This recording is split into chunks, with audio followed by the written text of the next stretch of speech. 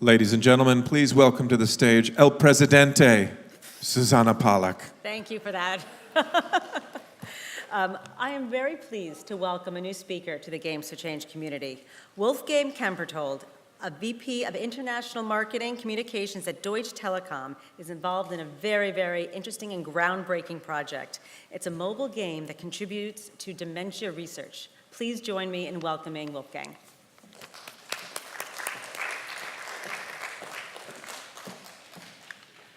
Good afternoon, everybody. Hope you're feeling well and excited. I just need to get a little bit prepared here. So, I have learned that this year you have 3 tracks at this conference, and we are now talking about, at least today we start with this, neurogaming and health. And you might ask yourself, what is this guy going to present to us today? Because, as Susanna said, I'm actually from Deutsche Telekom, and we're a telco company, one of the largest telco companies in the world. And at Deutsche Telekom, we actually do talk a lot about the importance of sharing. And we are very proud to say that we actually are the sharing brand. At least this is the case in Europe. You might know that the positioning is a little bit different compared to what it is in the US. And in Europe, we are positioned as just that, the sharing brand, because actually what we do is we supply products and services that allow people to share what is relevant to them. And it's very simple. What people share with each other basically is their memories. And it doesn't matter whether these memories are 3 seconds old or 10 years, but this is what people share. And just imagine people would not longer be able to share. What would this leave us with? And I think it's very simple. It would leave us in a state where we're just basically operating without any substance, because if people couldn't share, why would it be relevant for us to exist? So that is simple, the reason for why we actually embarked on that journey. And we believe that we as a company have a duty as one of the world's largest telecommunication providers to help discover and develop and deliver innovative solutions to tackle real-world issues. Solutions that we believe are only possible when people begin to share. And through this, our latest initiative, CE Request, Game for Good, we have fostered collaborations, enabled the sharing of knowledge, ideas, innovative technology, and data to empower consumers to share their time and help advance global healthcare research through mobile gameplay. And I will guide you through what that means during the course of my presentation. In spring of last year, we embarked upon that journey that would actually result in the creation of the world's first mobile game where literally anyone can help scientists to fight dementia. A game that it was launched about 7 weeks ago, has been downloaded by over 1.6 million people worldwide, advancing this particular area of dementia research by over 3,600 years, equivalent to what time would be needed compared to traditional lab-based research. In order to show you how we achieved this and why this game is so important, we need to take you back to the start, to the key drivers behind this project and the answer to one of the questions we are most frequently asked when we give such speeches: why dementia? And there are right now over 47 million people living with dementia worldwide. And by 2050, this number will grow to 135 million people. And despite any common misconceptions, dementia is not a natural part of the aging process.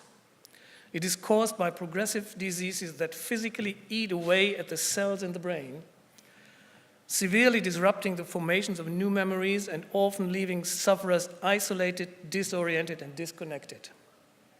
It is a condition that robs those we love of their ability to share in our most precious moments. It is a condition that places a heavy burden not only on the individuals, and I don't know if you are affected or a member of your family or some of your friends, but actually it's a burden on society, families, communities, and of course a burden to the economy as such. No one ever has survived dementia yet, and there's no cure so far. There's no other condition where innovation, especially breakthrough innovation, is so badly needed, we thought. It is this insight, this opportunity to employ the transformative power of innovation to effect tangible and significant change that formed the very core of the Sea Hero Quest project. Partnering with some of the world's leading authorities on dementia and dementia research, at Alzheimer's Research, University College London, and also the University of East Anglia, we began to develop a more sophisticated understanding of the challenges being faced and the areas in which we could potentially add genuine value. We quickly learned that the most fundamental barrier to the development of effective treatments for the diseases that cause dementia is in fact our lack of understanding of the condition itself or why it occurs in the first place. What many people don't know is that dementia research is decades behind that of any other condition, such as cancer, for example, or heart disease. During our conversations with researchers, the issue that was consistently raised is the lack of data available to enable this research to take place at all. In order to successfully understand the condition and how to treat it, we need data, and believe it or not, by 7 weeks ago, it simply didn't exist. One of the key areas in which we are lacking such data and understanding is spatial navigation. For many people living with dementia, one of the first effects they experience is a loss of spatial awareness as they lose the ability to navigate their way through even well-known places and environments. It goes so far that they ask themselves where the kitchen is, in a house in which they have been living since ages. Creating a global benchmark for how we as a human breed navigate is widely acknowledged as one of the key steps towards developing new diagnostic tests for the diseases that cause dementia. New drug trials are underway that offer some hope of being able at least to slow the effects of Alzheimer's disease, for example, the most common cause of dementia. Should trials prove successful, early and timely diagnosis will remain a barrier in our ability to effectively deploy these new drugs. If we can diagnose dementia earlier, we have a better chance of being able to slow or stop its progress. The largest study ever conducted into human spatial navigation had only 599 volunteers. And I do not know whether you are familiar with statistics and reliability of data and numbers of people who take part in such queries. This by no means is a sustainable number. And the constraints of conducting research studies in the lab make it very difficult and time-consuming to study groups much bigger than this. So we thought that there must be a way to look at this problem from a different angle. And there we are. As many of you will undoubtedly be aware of, globally we spend about 3 billion hours of gaming each week. And despite the fact that the global games industry has overtaken the film industry, for example, in terms of revenue growth, it is still seen as a largely negative force within mainstream culture. At best, this huge investment of our time spent gaming is perceived as a mindless way to pass the time on our daily commutes. At worst, it is seen as a harmful activity that erodes social interaction. And listening to the panel that went on prior to my speech, I think it resonates quite well. However, within gaming communities, there is an increasing momentum building around the potential of gaming as a positive force. And it is this potential that sparked our collective imaginations at Deutsche Telekom. What if, we asked ourselves, what if we could unlock the power of gaming and its ability to capture the imaginations of the masses? What if we could create a platform or a product that would empower people to share just a fraction of this time? What if we could create a game for good?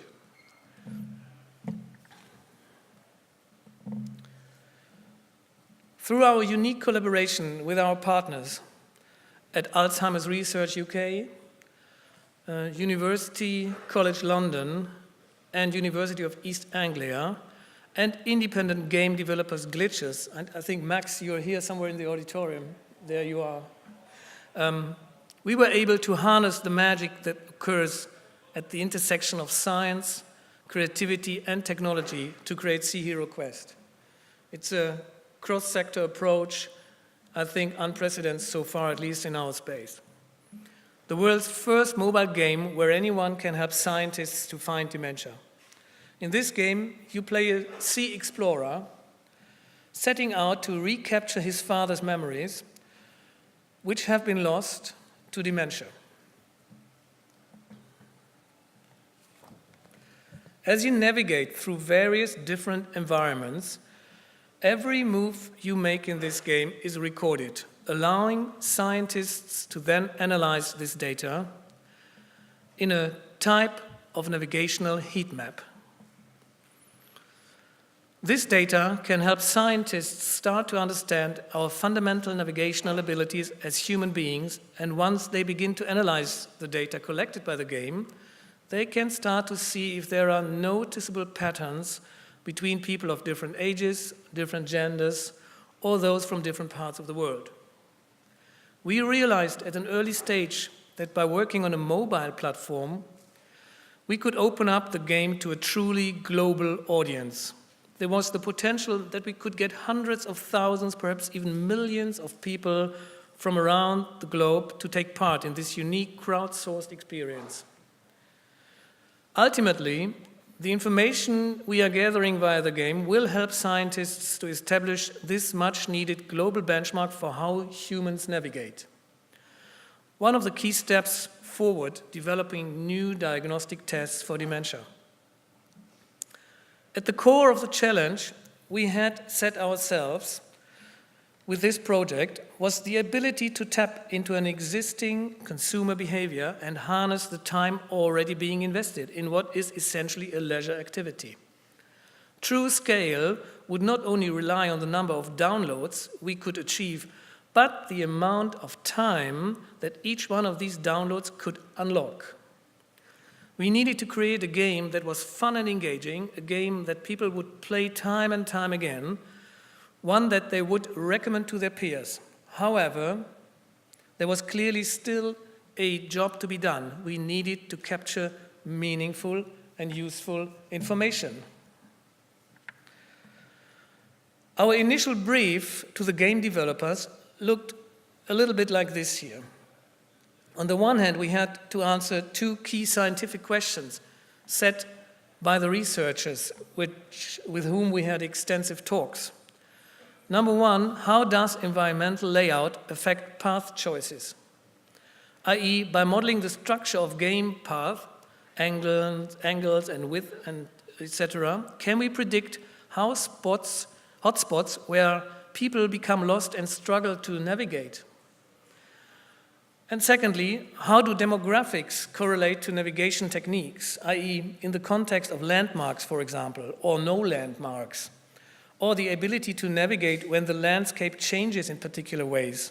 Can we identify patterns related to demographics? At the same time, in order to successfully drive scale, and bear in mind, so far we were working on the number of 599 participants in a relevant study, we needed to create the perfect mass market game, the ingredients for which we had identified as to be the following. Number one, it needed to be simple and engaging. We needed an interesting storyline. And we needed to ensure that we were continuously challenging our audience. There needed to be an element of freedom and flexibility of choice. And finally, we needed to provide our audience with immediate rewards and achievements.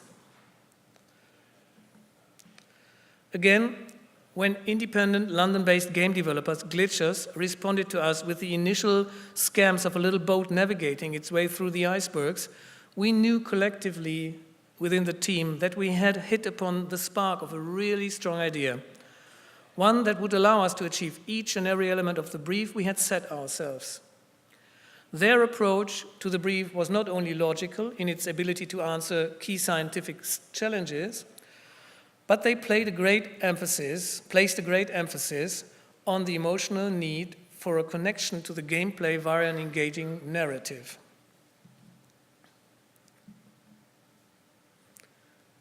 What you see here was the original prototype for this game. Whilst from a research perspective purely, the scientists will tell you that this does the exact job it needs to do. It wouldn't strike most people, however, as a highly addictive mobile game. Glitchers were able to build on this simple but raw functionality and create a world of magic. The initial 3 levels of environments were beautifully and individually designed, each with its own distinct character, landmarks and music, all intended to fully immerse the player in the game and the quest ahead.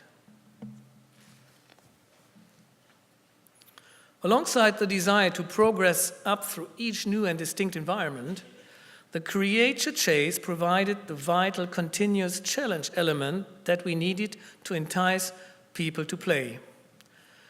And the ability of players to be able to share their logbook photographs and the creatures via social media, direct from within the gameplay, also meant that we were able to extend the reach of the game organically via potent peer-to-peer recommendation.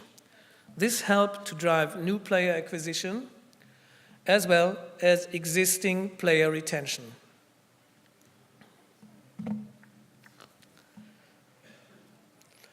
Each of the levels also include a beat the clock element, where you are trying to reach your destination and claim the missing piece of your logbook within a certain time frame. There is no specific scientific value in this timed element, but it was something that Glitchers felt very strongly about because as the gaming experts, they knew that this would form a core part of the challenge for the player and would be something that they instantly understood and could engage with. It was very important, however, that there was no barrier to progression within the game.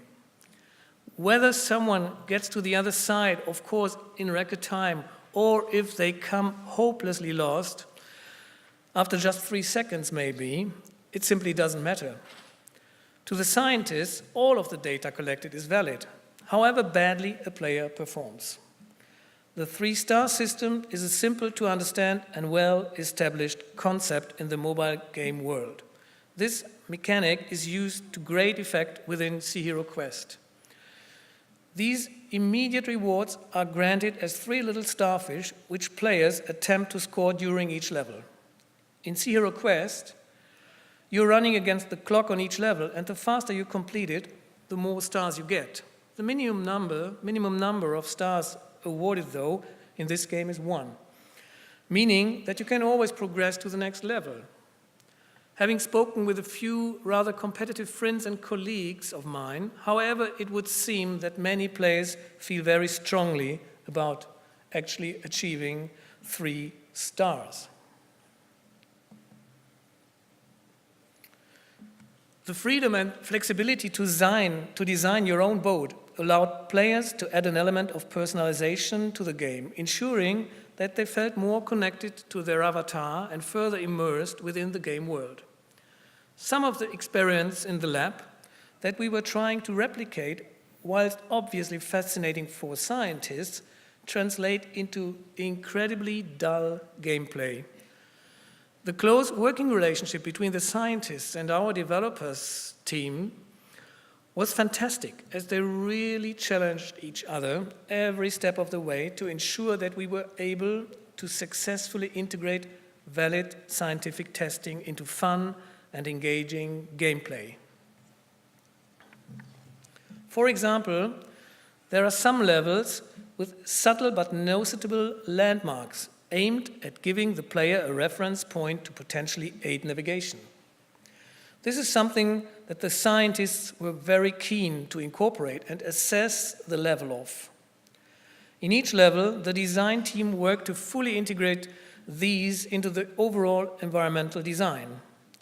In the Mystic Marshes, for example, it's a very small flower, and in the Golden Shores level, it's a bottle. This level of design detail meant that we were able to successfully hide these markers, allowing us to create a more realistic navigational scenario. For the players, these markers form just another part of the immersive gaming experience.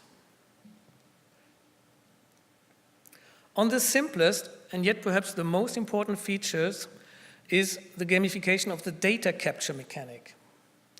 You know, interrupting gameplay to ask the user questions, however short or quick to answer they may be, this intrusion could ultimately serve to put them off or at worst stop them from playing. What the developers and the scientists have done here is to truly integrate the questioning into the game via an Earn Your Science badge feature, thus incentivizing the player to take part within the gaming and the game world. And so we asked them for gender, for age, and also for their country of origin. And it would be dishonest of us to say that we did not face some challenges throughout the design and development process. Believe me, there were some. When we sent the first iteration of the game for consumer testing, for example, the overwhelming feedback from players was that there was a disconnect between the story we were trying to tell and the gameplay itself. Getting third-party feedback at this stage was vital. When you are so close to the creation of something, it can become difficult to view it objectively. This consumer testing ensured that we had the time and the opportunity to work on and improve our storytelling integration. For one,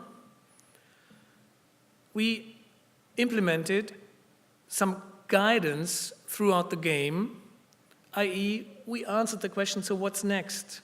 What actually are you to do? Second, we integrated the narrative into the gameplay as such. And thirdly, we also gave some teasing for the creature chases, which actually are really capturing the player's attention. So, with the combination of all of these factors, this actually helped to elevate the game from a simple research tool to what we believed was a game with mass market potential, and I cannot emphasize it further. It is the scale that this mass consumer engagement could bring that would turn this from a game for good into a game for change.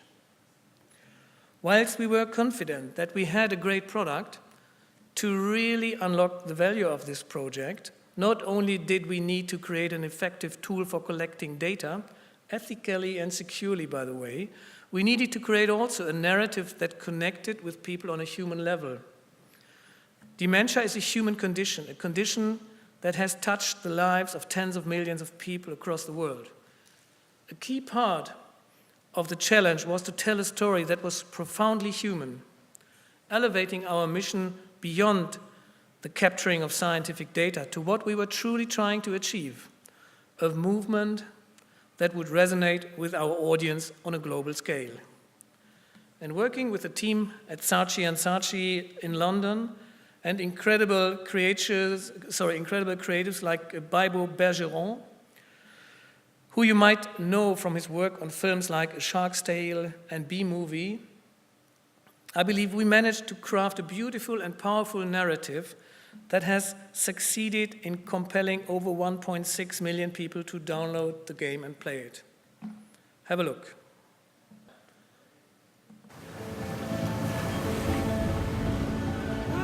There was once a boy who lived by the sea.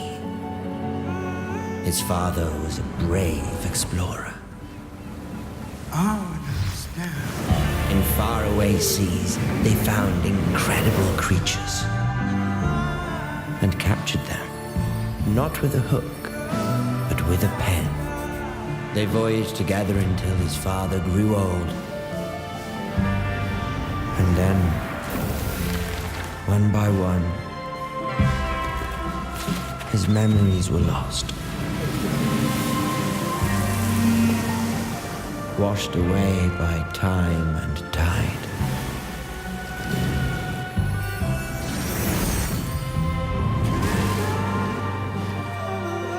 The boy was now a man, and it was his turn to captain the ship.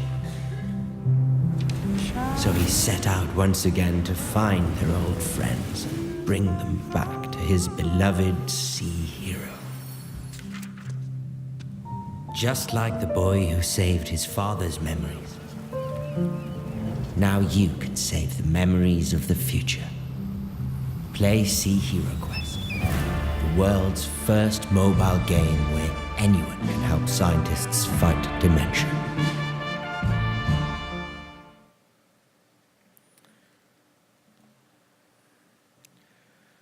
We were also very painfully aware that there are thousands of games released each week by the Apple App Store alone. It is an incredibly intense and competitive marketplace, as you know, even for free games.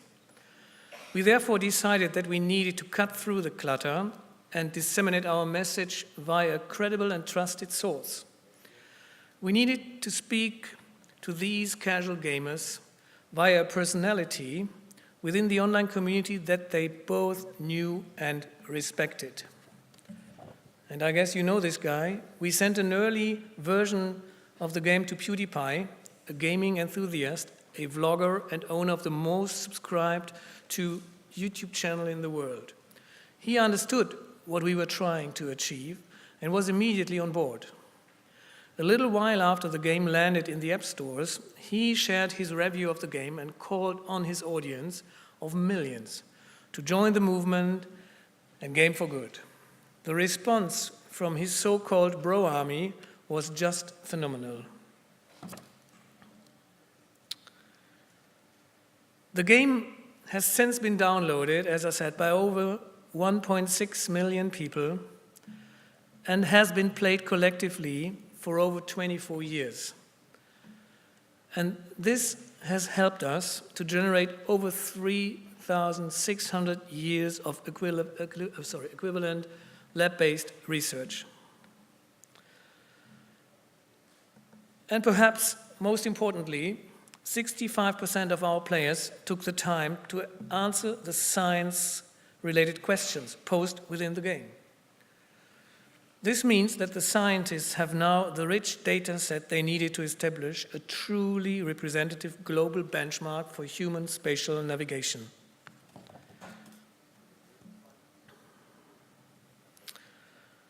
Sea Hero Quest has achieved over 53,000 five-star ratings, and the average of which was 4.8 in both stores. And the launch of the game was reported in about 1,400 titles worldwide. I just play a little role so that you can see it.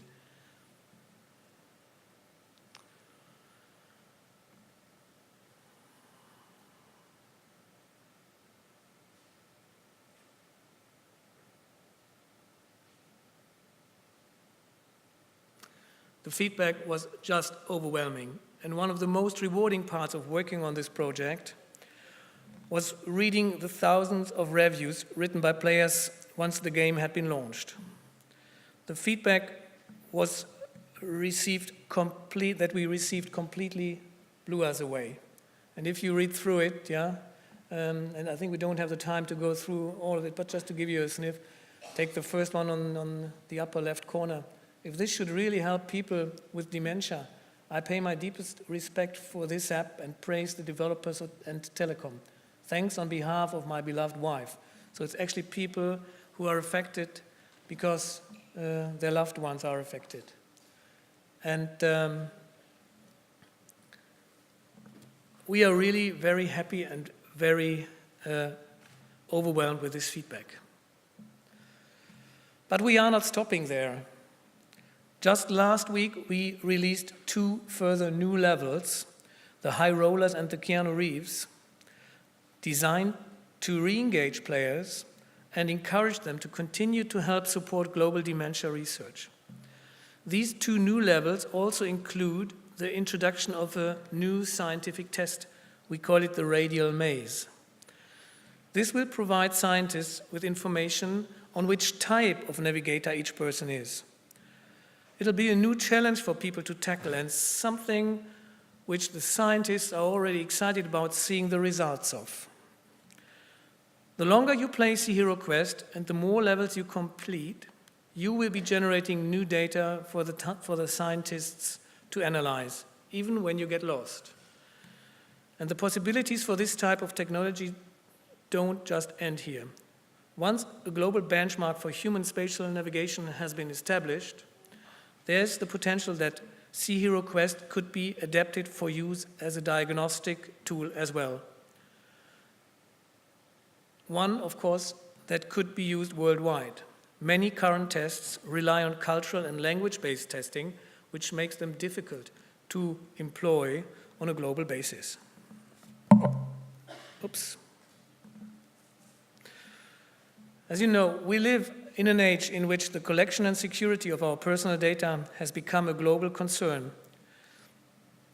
Issues which, as a telecommunications provider, are at the very heart of our business in order to mitigate these valid concerns amongst our players. All data input within the game is optional and only anonymous data is collected by Sea Hero Quest. It is stored in a secure server operated out of T-Systems Germany data centers to ensure integrity and privacy according to German data security law, one of the strictest in Europe. And with Sea Hero Quest, we have been able to harness an existing consumer behavior to allow for ethical data collection at scale. By utilizing so-called big data, in this way we can make a real impact on global healthcare issues, providing scientists with a radical new way of building rich data sets on human capabilities. So, what we have proven here through this innovative collaboration is that collectively we have the ability to action real change in the field of not only dementia research, but beyond. Amazing things really do happen when people start sharing. And Sea Hero Quest is free to download for everyone from the App Store and Google Play. So please, if you haven't done it yet, please do it and have fun. And thank you for your awareness and attention.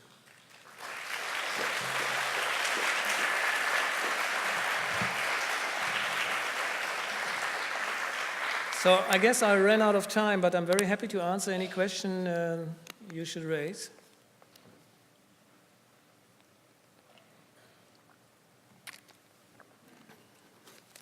It's hard to see. There's one question, sorry. Could you show the slide again that has the global statistics, number of downloads, et cetera, et cetera? This one? Yeah.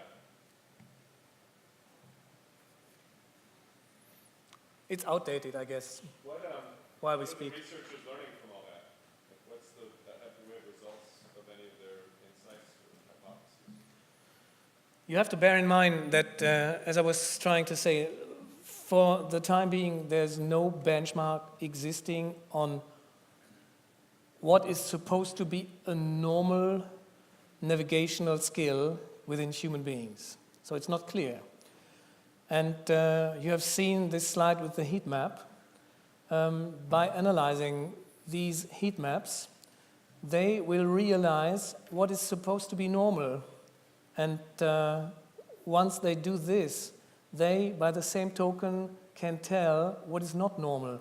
So, is it normal, I don't know, if you drive around New York and miss your way 3 times in a row?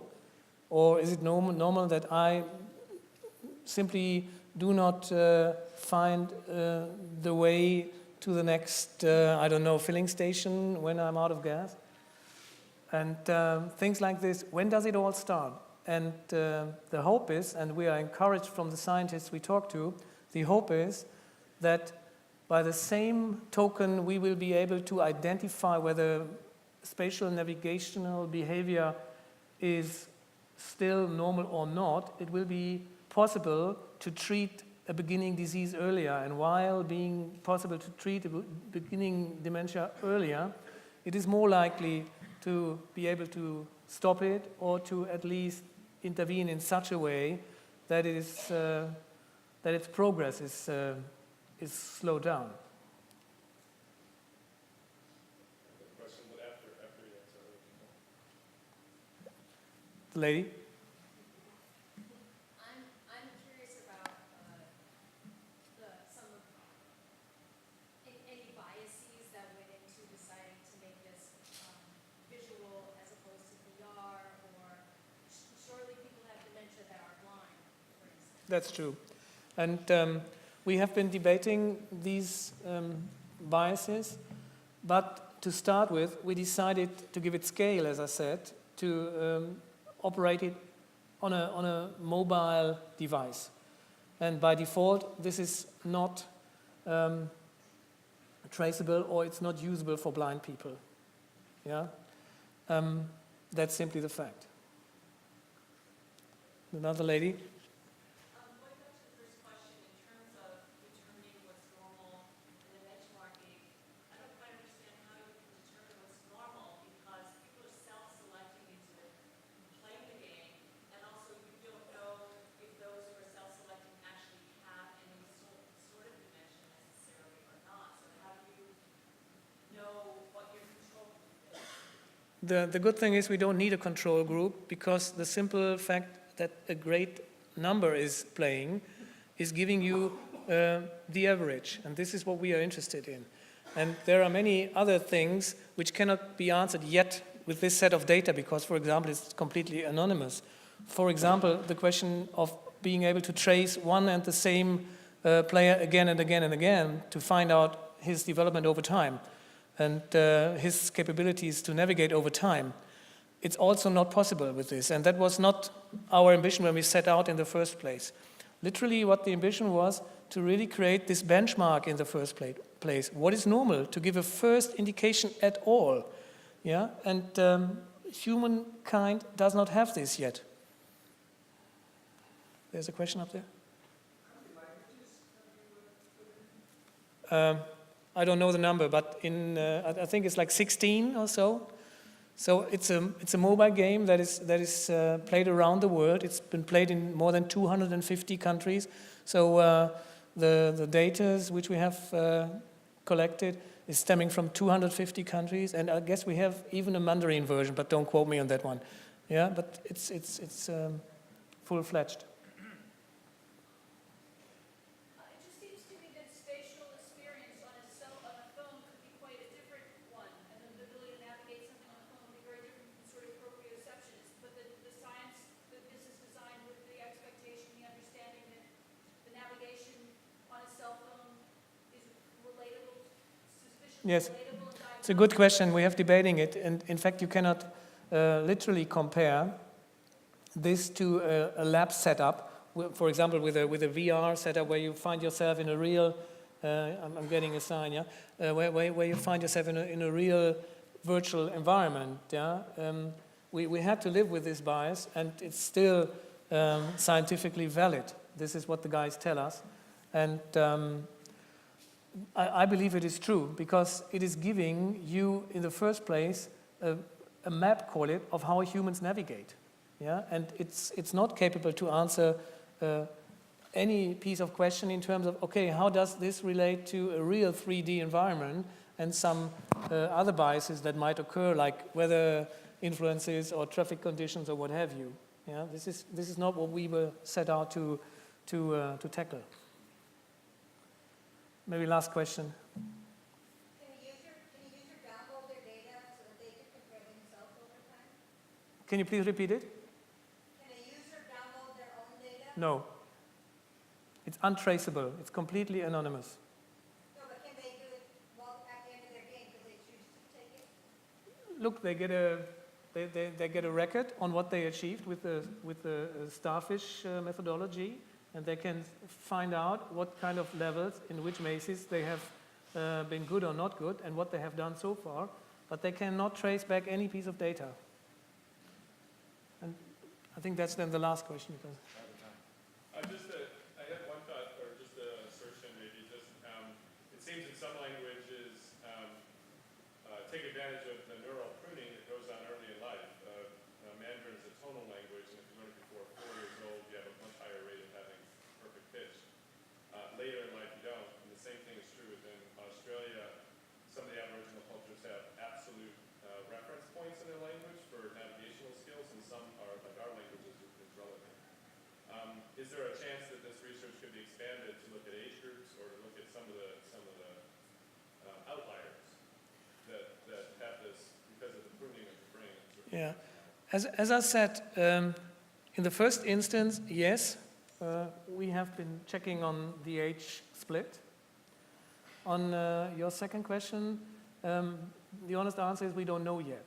Yeah, we are not stopping here, as I said, and just launching 2 new levels means we are further embarking on that journey. We are about to not let it down. But whether we can tackle these kind of niche questions, and I don't want to be impolite or not correct to these groups like Aborigines, we will have to answer that question later on. For now, we don't know. All right? So thank you very much, guys, and I hope you enjoyed this presentation. Yeah?